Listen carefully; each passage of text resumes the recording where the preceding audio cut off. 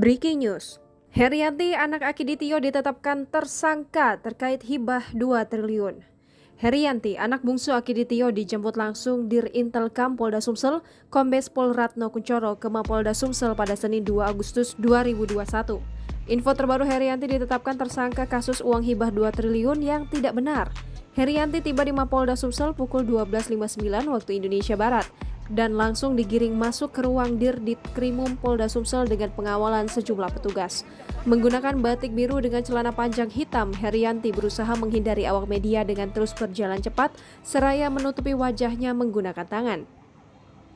Tak ada sepatah kata pun yang keluar dari bibirnya. Sementara itu, Ditkrimum Polda Sumsel Hisar Sialagan saat dikonfirmasi enggan memberikan komentar terkait penjemputan Herianti. Termasuk status Herianti saat ini belum juga ada keterangan terkait hal tersebut. Hingga berita ini diturunkan, Herianti masih berada di Mapolda Sumsel. Tribusumsel.com mengonfirmasi pejabat kepolisian yang ada di Polda Sumsel dan membenarkan bahwa status Herianti sudah ditetapkan sebagai tersangka.